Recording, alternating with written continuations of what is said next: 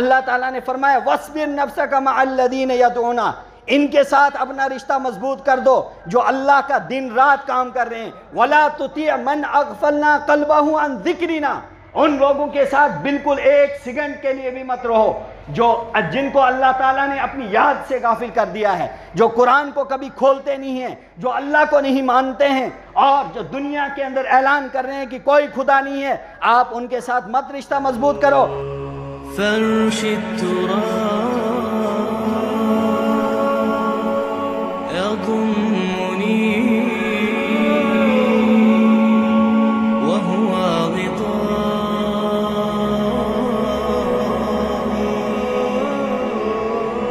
حول الرمال. قال الله تبارك وتعالى في القرآن المجيد والفرقان الحميد: أعوذ بالله من الشيطان الرجيم، بسم الله الرحمن الرحيم.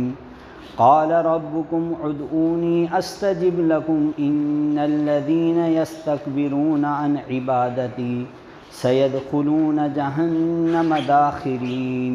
وقال النبي صلى الله عليه وسلم: يا عائشة إياك ومحقرات الذنوب، او کما قال علیہ الصلاۃ والسلام. محترم سامعین کرام، میرے ایمانی بھائیوں، اللہ تعالیٰ نے اپنے کلام کے اندر انسانوں کی رشد و ہدایت کے لیے بہت سارے احکام کو نازل کیا.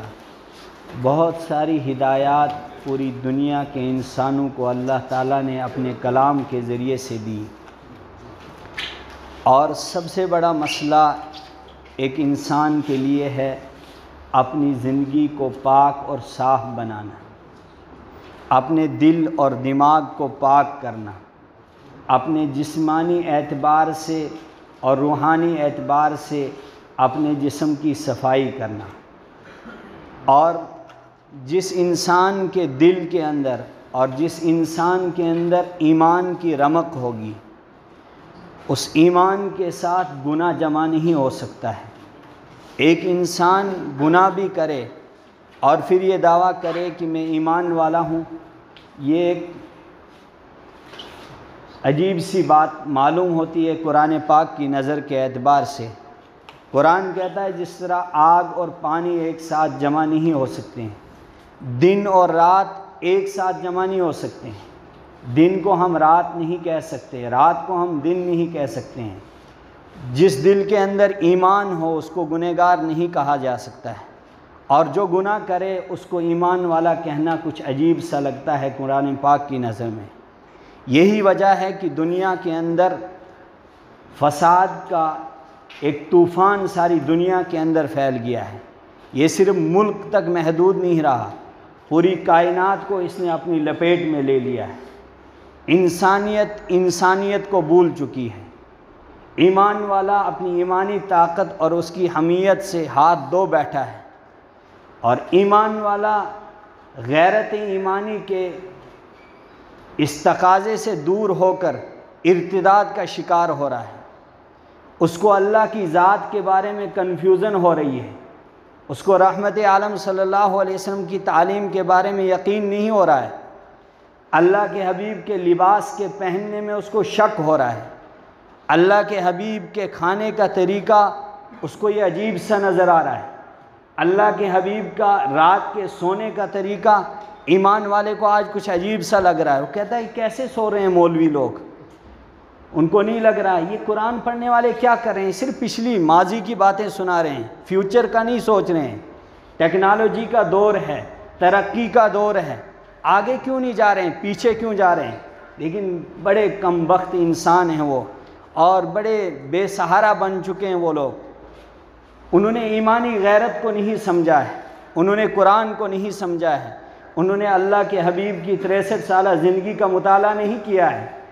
بہت کچھ سیکھا ہے، دنیا کی ہر تعلیم سیکھی ہے، سائنس کی سارے سبجیکٹ ان کو بہت اچھے سے یاد ہیں، دنیا کی ہر ڈگری کو حاصل کر کر بیٹھے ہوئے ہیں، اور دنیا کے بڑے عظیم عظیم عہدوں پر جا چکے ہیں. لیکن اللہ کے قرآن کے اندر جھانک کر بھی نہیں دیکھا ہے، بہت دور دور سے صرف ہاتھ میں پکڑنا جانتے ہیں، الماری میں بند کرنا رکھنا جانتے ہیں، اور دوسروں سے برکت کے لیے اپنے گھر میں پڑھوانا جانتے ہیں، اور اس کی حقیقت سے اور اس کے مٹھاس سے اور اس کے نور سے اور اس کی شفا یابی سے بہت کوسوں دور ہو چکے ہیں۔ انسانیت اس ایمانی حمیت کو جب بھول جاتا ہے اور انسان غیرت ایمانی سے جب ہاتھ دھو بیٹھتا ہے، اللہ کے حبیب کی ساری زندگی کی حقیقت کو کچھ کمزور سمجھتا ہے اور اس کو گھٹیا انداز سے امت کے سامنے پیش کرنے کی کوشش کرتا ہے، تو اللہ کے حبیب فرماتے ہیں یاد رکھو یہی میری امت کے اوپر طوفانوں کا اور دجال کے دور کا اور پھر آسمان سے پتھر برسنے کا اور زمین کے اندر سے طوفان برپا ہونے کا اور انسانیت کی حمیت کو بھولنے کا وقت آ جاتا ہے۔ اس لیے قرآن پاک، اللہ تعالیٰ قرآن پاک کے ذریعے سے امت کو کہہ رہا ہے ایک اللہ ہی انسان کو شفا دے سکتا ہے، ایک اللہ ہی انسان کو انسان بنا سکتا ہے، ایک اللہ ہی انسان کو ہر بلندی تک پہنچا سکتا ہے، اور جو انسان اللہ کے علاوہ کسی اور کے سامنے ہاتھ پھیلا کر بیٹھا ہوا ہے، اللہ کے حبیب فرماتے ہیں یہ اس کی کمزوری نہیں ہے، اس کی ایمان کی رمق ختم ہو رہی ہے، بس کچھ چنگاریاں باقی رہی ہیں، تھوڑا بہت ادھر ادھر جھانک نہیں رہا ہے، قرآن کو ہاتھ لگا رہا ہے، اللہ کے حبیب کی سیرت کے بارے میں کچھ زبان سے چند باتیں نکال رہا ہے، باقی اندر خالی ہو چکا ہے۔ اس لیے قرآن پاک یہ تقاضا پیش کرتا ہے، انسان کے سامنے یہ باتیں بار بار دہراتا ہے اور کئی مرتبہ قرآن پاک ریپیٹ کرتا ہے، ورنہ ایک مرتبہ بھی اگر قرآن پاک اس بات کو بیان کرتا وہ ہماری ہدایت کے لیے، ہمارے چمکنے کے لیے کافی تھا۔ مفسرین نے لکھا کہ ایک بات کو قرآن پاک جب چند جگہ بیان کرتا ہے اور بار بار اس کو ریپیٹ کرتا ہے اور انسانیت کو ہر اعتبار سے دھمکی دیتا ہے، بھائی جہنم کی آگ میں جاؤ گے پھر کوئی نہیں بچائے گا، ما اغنا عنی مالیہ، جس مال پر تم اتراتے ہو دنیا کے اندر، یہ مال تمہیں بلندی کی طرف دنیا میں دکھاتا ہے کہ آسمان پر چڑھا دیا اس نے، ہواؤں کے اندر تم گھومتے ہو اس مال کے ذریعے سے، یہی مال کل قیامت کے دن تمہیں جواب دے گا ما اغنا عنی مالیہ، کوئی کام نہیں آ رہا ہے میرے مال۔ اور جو بادشاہ تمہیں لگتا ہے کہ یہ بڑے بڑے عہدے، یہ کے ایس کرنا، آئی ایس کرنا اور بڑے بڑے وزیر بننا اور پھر ملکوں کا سربراہ بننا، یہ آپ کو لگتا ہے یہ کوئی بہت بڑا کام ہے، اللہ تعالیٰ فرماتے ہیں ہلک عنی سلطانیہ، یہ بادشاہ تمہاری وجہ سے، تمہاری مومنٹ جب کسی شہر سے ہوتی ہے اور ساری ٹریفک کو جام کر دیا جاتا ہے اور تمہارے راستے کو کھول دیا جاتا ہے، کل قیامت کے دن جب محشر کا میدان ہوگا، از اول تا آخر ساری کائنات ایک جگہ جمع ہوگی، وہاں تمہاری طرف سے اعلان ہوگا ہلک عنی سلطانیہ، ہماری دنیا کی بادشاہت بھی ختم ہو گئی، یہاں نہ اپروچ چل رہی ہے، یہاں نہ مال کام آ رہا ہے، یا نہ ہماری بلندیاں کام آ رہی ہیں، یہاں ہماری برادری ہمیں کچھ کام نہیں دے رہی ہے۔ اس کی وجہ کیا بنی؟ اللہ کے حبیب فرماتے ہیں اس قرآن پاک کے ساتھ جو میری امت کھلواڑ کرے گی اس کا نتیجہ محشر کے میدان میں ساری کائنات کے سامنے رسوا کر دیکھے گی، لیکن اس کو سمجھ نہیں رہا انسان۔ اللہ تعالیٰ فرماتے ہیں ادعونی استجب لکم، مجھ سے مانگو نا، کچھ میرے سامنے ہاتھ پھیلا کر دل توڑ کے مانگو نا، استجب لکم، میں تمہیں جواب دوں گا۔ یہ دنیا کے بادشاہ کے سامنے، اس کے گھر کے سامنے جاتے ہو، کئی مرتبہ مانگتے ہو، اس کو اچھا نہیں لگتا ہے، کئی مرتبہ واپس لوٹا دیتا ہے، لیکن میرا در ایسا ہے جب جب مانگو گے تب تک خوش ہوتا ہوں، اور جب جب جو بار بار میرے در پر آئے گا اس کو اور زیادہ نوازتا ہوں۔ لیکن دنیا کے اندر یہ اعلان سنتے ہو تم، کچھ لے کر آؤ گے کچھ لے کر جاؤ گے، خالی ہاتھ آؤ گے خالی ہاتھ جاؤ گے، لیکن میرا در ایسا ہے خالی ہاتھ آؤ گے دامن بھر کے جاؤ گے، لیکن تمہیں توفیق نہیں ہوتی ہے، تمہارا سر ہر در پہ جھکتا ہے، لیکن میرے در پہ جھکنے کے اندر تمہیں شرم آتی ہے۔ حضرت عائشہ صدیقہ رضی اللہ تعالیٰ عنہ کے بارے میں ایک عظیم بات پیش کی ہے محدثین نے، اور حدیث پاک کی روح سے حضرت عائشہ پر جب الزام لگایا غیروں نے، اور جب اللہ کے حبیب کی اس ازواج میں سے اس عظیم بیوی پر بدترین لوگوں نے الزام لگایا، اور وہ اتنی پاک دامن تھی کہ اللہ تعالیٰ نے اس پیغام کو نازل کر کے امت کو بتایا کہ جو میرا بندہ ہوتا ہے اس کے لیے میں آسمان سے قرآن نازل کرتا ہوں. اور اس سے پہلے نوح علیہ السلام کو 950 سال پریشان کیا دنیا نے، اور ساری دنیا مل کر ان کو دبانا چاہتی تھی، ان کے ایمانی حمیت کو گرانا چاہتی تھی، اور ان کے ساتھ ملنے والے لوگوں کو روندنا چاہتی تھی.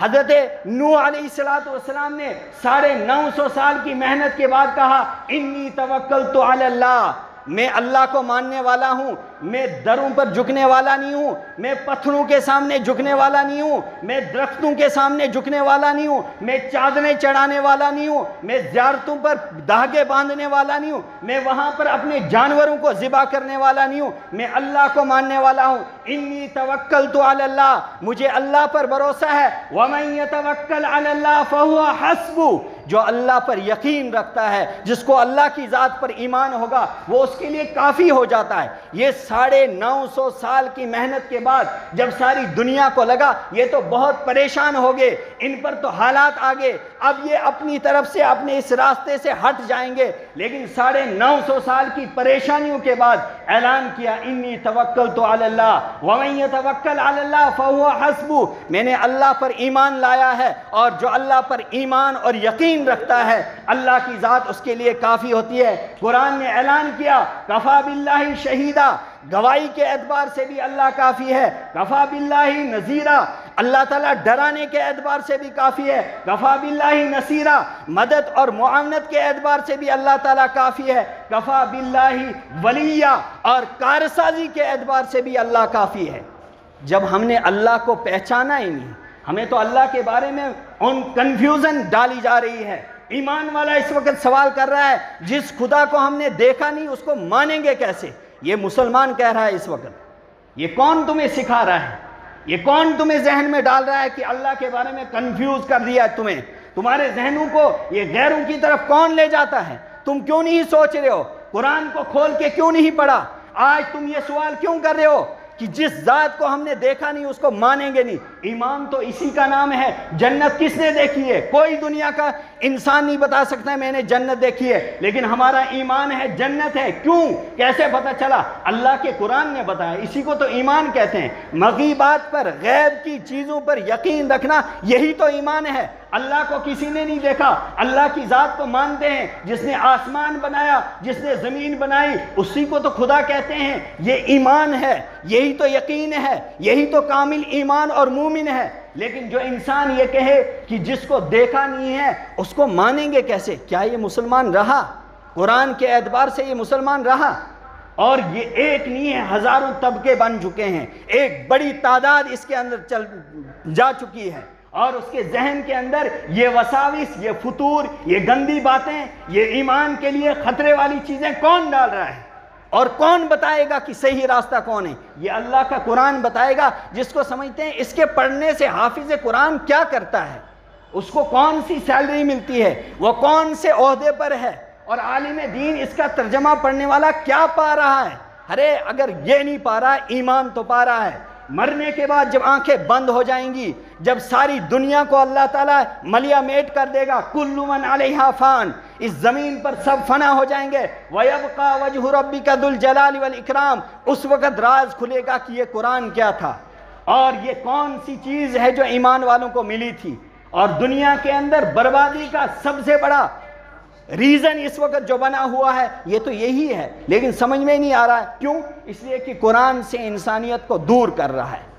اور ایمان والے بہت بڑے بڑے اپنے آپ کو دانشمند کہنے والے اپنے بچوں کو تعلیم دے رہے ہیں، لیکن کچھ کے بچے ایسے بھی ہیں جو ہماری نظروں سے گزرے ہیں، اور ایک بڑی تعداد ہے جن کو اللہ کے کلام کے الفاظ بھی نہیں پڑھے جاتے ہیں. ترجمہ اور تفسیر تو بعد کی بات ہے. اللہ کے قرآن کے الفاظ اگر ایک مسلمان نوجوان کو نہ آئیں، جو پی ایچ ڈی کرتا ہے، جو بی ایس سی کرتا ہے، جو ایک بڑی ڈگری لے کر بیٹھا ہوا ہے، اور اللہ کے قرآن کے الفاظ اس کو نہ پڑھے جائیں، یہ بدقسمتی نہیں ہے، یہ گمراہی نہیں ہے. یہ انسان کو اللہ کے قرآن سے دور کون کر رہا ہے؟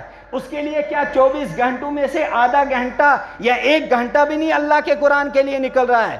کون دعویٰ کر رہا ہے میں مسلمان ہوں؟ اللہ کے قرآن کے ساتھ جو کھلواڑ تو یہی ہے. اللہ تعالیٰ نے فرمایا کل قیامت کے دن یہ قرآن تمہارے حق میں گواہی دے گا یا تمہارے خلاف گواہی دے گا۔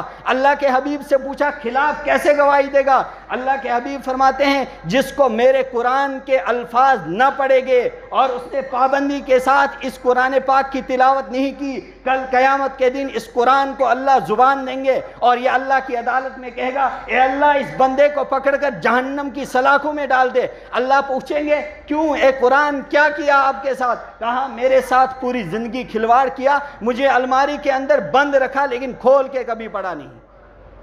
لیکن احساس ہی ختم ہے، ضمیر ہی مر چکا ہے، انسان مر گیا ہے اندر سے، اور باہر سے دکھ رہا ہے میں بہت کچھ کر رہا ہوں، اور پھر اس کے باوجود دنیا کے حالات ایسے بن چکے ہیں ایمان والوں کو لگ رہا ہے ہم کچھ کر ہی نہیں سکتے ہیں، ہم نہ حکومت کر سکتے ہیں، ہم نہ کسی بڑے عہدے پر جا سکتے ہیں، نہ کسی کو کچھ کہہ سکتے ہیں۔ ایسا کچھ نہیں ہے، جب تک آسمان اور زمین کھڑی ہے یہ ایمان کے بل بوتے پر ہے۔ یہ آپ کو پتہ نہیں ہے سپر پاور کہاں ہے؟ اللہ تعالیٰ فرماتے ہیں آسمان کو جب تک تمہارے اوپر چھت بنا کے رکھوں گا اور زمین کو جب تک تمہارے نیچے ایک بچھونا بنا کر رکھوں گا اور سورج کو جب تک تمہارے سامنے نکالتا رہوں گا اور چاند کی چاندنی تمہیں دکھاتا رہوں گا، رات کا اندھیرا اپنے وقت پر آئے گا اور دن کا اجالا اپنے وقت پر آئے گا۔ یہ کیوں آئے گا؟ اللہ کے حبیب سے پوچھا گیا، اللہ کے حبیب نے جواب میں کہا لا تقوم الساعة حتى يقال في الارض اللہ اللہ اللہ اللہ کہنے والے جب تک زمین پر رہیں گے آسمان زمین کا نظام برقرار رہے گا۔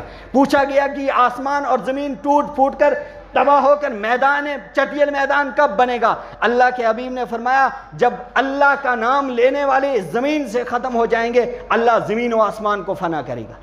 پتہ چلا کہ یہ ایمان کی طاقت ہے جس نے آسمان اور زمین کو روک کے رکھا ہے، لیکن ہمیں پتہ ہی نہیں ہے۔ ہمیں لگتا ہے امریکہ سپر پاور ہے اس کی وجہ سے ہم بچے ہوئے ہیں، وہی ہمیں چلا رہا ہے، وہی ہمیں کھلا رہا ہے۔ کچھ نہیں ہے، یہ سب تمہیں دھوکہ لگ رہا ہے۔ ایک دن یہ مٹ کر دنیا کے اندر تباہ ہوتے ہوئے آپ دیکھیں گے، لیکن ہو سکتا ہے اس وقت تمہارے ایمان اور میرے ایمان کا کیا حال ہوگا یہ اللہ ہی جانتا ہے۔ اس لیے اس وقت کے آنے سے پہلے اس قرآن کو اپنے دل کے اندر سنبھالو، اس کے ساتھ محبت کا پہلو، اس کو پڑھنا سیکھنا شروع کر دو، اپنے بچوں کو قرآن پاک کی تعلیم سکھاؤ۔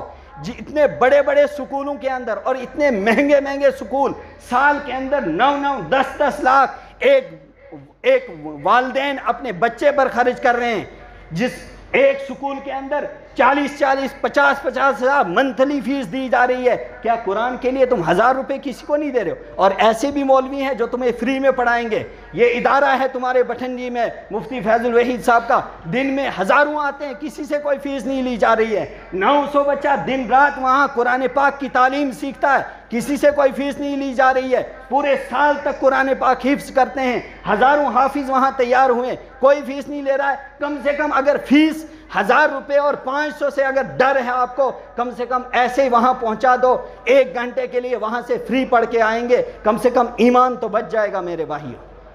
اگر 1000 کی فکر میں تم ایمان سے ہاتھ دو بیٹھیں گے تو یہ تو بڑی بدقسمتی ہے، یہ تو ایمان کا تقاضا نہیں ہے۔ قرآن پاک اس پر سختی سے انسان کو متنبہ کر رہا ہے، اور گناہوں سے انسان تبھی بچے گا جب اس قرآن کو لازم اور ملزوم سب کے اپنی زندگی کے ساتھ بالکل خاص کر دے گا۔ اور قرآن نے کہا اگر انسان زندگی میں اپنے آپ کو سنوارنا چاہتا ہے اور راہ راست پر لانا چاہتا ہے، وَاصْبِرْ نَفْسَكَ مَعَ الَّذِينَ يَدْعُونَ رَبَّهُمْ بِالْغَدَاةِ وَالْعَشِيِّ۔ ایک تو قرآن کے ساتھ رشتہ مضبوط ہو جائے اور ان لوگوں کے ساتھ رشتہ مضبوط ہو جائے جن کا رشتہ اللہ سے مضبوط ہو چکا ہے، جن کو اولیاء اللہ کہتے ہیں، جیسے مفتی فیض الوحید صاحب جیسے علماء ہیں۔ ابھی ہماری ریاست میں بہت سارے ایسے لوگ ہیں، ان کے ساتھ کم سے کم رابطہ رکھو۔ ہم اس موقع پر یہ حالات ہیں، ہم کیسے زندگی گزاریں، ہمارے سامنے یہ پریشانیاں ہیں کیسے حل ہو جائیں گی، کم سے کم وہ راستہ بتائیں گے۔ دن رات ان کا کام ہے اپنے رب کے ساتھ جڑنا۔ اللہ تعالیٰ نے فرمایا وَاصْبِرْ نَفْسَكَ مَعَ الَّذِينَ يَدْعُونَ، ان کے ساتھ اپنا رشتہ مضبوط کر دو جو اللہ کا دن رات کام کر رہے ہیں۔ وَلَا تُطِعْ مَنْ أَغْفَلْنَا قَلْبَهُ عَنْ ذِكْرِنَا، ان لوگوں کے ساتھ بالکل 1 سیکنڈ کے لیے بھی مت رہو جن کو اللہ تعالیٰ نے اپنی یاد سے غافل کر دیا ہے، جو قرآن کو کبھی کھولتے نہیں ہیں، جو اللہ کو نہیں مانتے ہیں، اور جو دنیا کے اندر اعلان کر رہے ہیں کہ کوئی خدا نہیں ہے۔ آپ ان کے ساتھ مت رشتہ مضبوط کرو، ورنہ کیا ہوگا؟ وَلَا تَرْكَنُوا إِلَى الَّذِينَ ظَلَمُوا، ان ظالموں کے ساتھ جو اللہ جس کو آسمان اور زمین جس نے بنائی ہے جو اس کو نہیں مانے گا دنیا میں سب سے بڑا ظالم وہ ہے۔ اللہ تعالیٰ فرماتے ہیں وَلَا تَرْكَنُوا إِلَى الَّذِينَ ظَلَمُوا، ان ظالموں کے ساتھ مت جاؤ، اگر چلے گئے تو کیا ہوگا؟ فَمَسَّتْكُمُ النَّارِ، ان کے ساتھ چلنے کی وجہ سے جہنم تمہیں پکڑے گا۔ لیکن انسان کو پتہ ہی نہیں ہے، جب قرآن کھول کے دیکھا ہی نہیں، اس کو پڑھا ہی نہیں اندر سے، اس کی معنی سمجھے ہی نہیں۔ ہمارے پاس مکہ ہے، ہمارے پاس مدینہ ہے، مکہ میں اللہ کا گھر ہے، ساری دنیا سے وہاں لوگ حج کرنے کے لیے جاتے ہیں، وہاں سے کیا پیغام ملتا ہے امت کو؟ اللہ کے حبیب کی پیدائش وہاں ہوئی، قرآن پاک کا نزول وہاں ہوا، مدینہ منورہ کے اندر روضہ اقدس ہے، اللہ کے حبیب نے ساری دنیا کے سامنے ان دو شہروں کا ایک پیغام واضح کر دیا۔ مدینہ کیا ہے؟ المدینہ تو قبۃ الایمان، یہ ایمان کا مرکز ہے، لیکن وہاں کوئی نہیں جائے گا۔ سوئٹزرلینڈ سفر کرنے کے لیے جائیں گے، امریکہ اور پیرس کا سفر کریں گے، اور جتنے بھی یورپین ممالک ہیں وہاں کے لیے ویزا لگائیں گے، لیکن حج اور عمرہ کے لیے توفیق نہیں ہوگی۔ بہت کم لوگ ہیں جو جاتے ہیں، کم سے کم وہاں جا کر دیکھیں گے نا جہاں اللہ کا قرآن آسمان سے براہ راست نازل ہوا، جہاں پر اللہ کے حبیب کے قدم مبارک پڑے ہیں، جہاں اللہ کے حبیب خود قبر مبارک کے اندر باحیات موجود ہیں، وہاں کم سے کم اللہ سے مانگے، اللہ تعالیٰ دلوں کو بدل دے گا اور انسان کا بیڑا پار کر دے گا۔ لیکن وہاں کا ارادہ بھی نہیں، اپنی دعاؤں میں مکہ اور مدینہ کو یاد بھی نہیں شاید رکھتے ہوں گے۔ بہت کم لوگ ہوں گے جو اللہ سے دعا کرتے ہوئے اللہ مکہ کی حفاظت فرما، مدینہ کی حفاظت فرما، اس لیے کہ کائنات کے اندر سب سے عظیم شہر مکہ اور مدینہ، یہ کس کے پاس؟ ہمارے پاس، لیکن پتہ ہی نہیں ہمیں یہ معلوم نہیں ہے مکہ ہے کیا، ہمیں یہ معلوم نہیں ہے روضہ اقدس کیا ہے، جنت البقیع کیا ہے، ریاض الجنہ کیا ہے، مسجد قبلتین کیا ہے، مسجد قباء کیا ہے، اسلام کی پہلی مسجد کہاں ہے، جمعہ سب سے پہلے کہاں قائم ہوا۔ بس تھوڑا تھوڑا اوپر سے نالج ہے، نالج سے کچھ نہیں ہوگا، یہ دنیا کا نالج انسان کو ایک دن غرق کرے گا۔ میں نے کہا نا کہ دنیا کا نالج انسان کو اللہ کی ذات کے بارے میں کنفیوژن کر رہا ہے اور اس کے ذہن کے اندر فطور ڈالا ہے، کیسے مانیں گے خدا؟ ہمارے سامنے تو ہے ہی نہیں۔ جب کوئی موجد ملے گا، ایک کمپیوٹر بنانے والا، جب ہم جانیں گے کہ کمپیوٹر بنایا کس نے، تیار کیا کس نے، پھر اس کو مانیں گے۔ جب ہمیں پتہ ہی نہیں ہے کمپیوٹر بنانے والا کون ہے، ہم کیسے مانیں گے؟ یہ تو بیوقوفی ہے، یہ تو پاگل پنا ہے، یہ تو ایمان کے ساتھ ٹکراؤ ہے، یہ تو ایمان اندر سے سلب کرنا ہے۔ اللہ کے حبیب نے فرمایا تھا نا قیامت کے قریب یاتی علی الناس زمان، میری امت پر یہ وقت آ کر رہے گا اور ان کے اندر سے ایمان کو چھینا جائے گا۔ کیسے؟ جیسے گوندے ہوئے آٹے سے بال نکالا جائے گا، ان کو پتہ ہی نہیں چلے گا، وہ کہیں گا ہم مسلمان ہیں، اور بعد میں پتہ چلے گا اس نے یہ کچھ کہہ دیا اپنی زبان سے، اللہ کہاں ہے، نعوذ باللہ من ذالک، کافر شود۔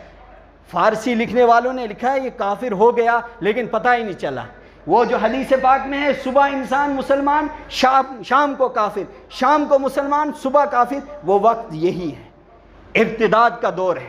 انسانوں کی مائنڈ کو ڈائیورٹ کر دیا جاتا ہے، انسان کو پھیر دیا جاتا ہے حق سے، لیکن پتہ ہی نہیں چل رہا ہے۔ اس کی سب سے بڑی وجہ کیا ہے؟ ہمیں پتہ ہی نہیں قرآن ہمیں بتا کیا رہا ہے، راستہ کون سا ہے، کس راستے پر چل کر ہم بچیں گے، لیکن وہ جب ہم دیکھیں گے نہیں، اس کو کھول کر پڑھیں گے نہیں، اور اس کے الفاظ تک بھی ہمیں پڑھنے نہ آئیں گے، تو یہ تو بڑی بدقسمتی ہے۔ خلاصہ ان تمام باتوں کا، چونکہ وقت مکمل ہو گیا، ایک بات تو میرے بھائیوں ہاتھ جوڑ کر میں آپ کے سامنے یہ التجا اور درخواست کرتا ہوں، اپنے بچوں کو کم سے کم 24 گھنٹوں میں سے 1 گھنٹہ مسجد کے امام کے پاس، یا کوئی مکتب آپ کے قریب میں ہو، یا کوئی مدرسہ آپ کے قریب میں ہو، اگر آپ پیسے نہ بھی دینا چاہیں اس سے درخواست کریں آپ ایسے پڑھاؤ۔ لیکن مجھے نہیں لگتا ہے کہ 500 اور 1000 دینے سے کوئی انکار کرے، بس مولوی تو اتنا ہی لے گا، اس کا کام اتنے میں خدا چلا رہا ہے۔ 500 بھی دیں گے وہ تب بھی مانے گا، 200 دو گے تب بھی مانے گا، 100 دو گے تب بھی مانے گا، کچھ بھی نہیں دو گے تب بھی مانے گا۔ ایسے بہت سارے ہیں، کوئی ہوگا جو نہیں مانتا ہوگا، میری نظروں میں ایسے بہت ہیں جو ایسے بھی کام چلا رہے ہیں، لیکن کم سے کم اپنے بچوں کے ایمان کی حفاظت کا انتظام کرو۔ ایک بات یہ، دوسری بات، اللہ کے نبی کی 63 سالہ زندگی جو ساری دنیا کے لیے ایک روشن ستارہ ہے، اس کو کم سے کم پڑھو نا۔ غیر جو اعتراض کر رہے ہیں نبی پر، اور ہمیں پتہ ہی نہیں اپنے جو نبی کو ماننے والے ہیں نا، جو کہتے ہیں عاشق رسول، اگر ان سے پوچھا جائے گا کہ اللہ کے نبی نے 63 سالہ زندگی کیسے گزاری، بچپن کیسے گزارا، جوانی کیسے گزاری، اور بادشاہت کی کرسی پر کیسے رہے، غربت میں کیسے گزاری، غیروں کے ساتھ کیسے رہے، اپنوں کے ساتھ کیسے رہے، بہت کم ہوں گے جو جواب دے پائیں گے۔ اس لیے اللہ کے نبی کی دوسرے نمبر پر سیرت پڑھو، اور تیسرے نمبر پر نیک لوگوں کے ساتھ اپنی صحبت رکھو، اور جو بدکار ہیں، جو گنہگار ہیں، جو ظالم ہیں، جو دھوکے باز ہیں، ان کے ساتھ کم سے کم اپنے آپ کو دور رکھو، ورنہ وہ پتہ نہیں کون کون سی دلدل میں آپ کو پھنسا دیں گے۔ اللہ تعالیٰ آپ کو بھی مجھے بھی عمل کی توفیق نصیب فرمائے۔ اللہ تعالیٰ موت کا وقت ہم سب کے لیے آسان فرمائے، آخری وقت میں اللہ تعالیٰ کلمے والی اور ایمان والی موت نصیب فرمائے۔ وآخر دعوانا الحمدللہ رب العالمین۔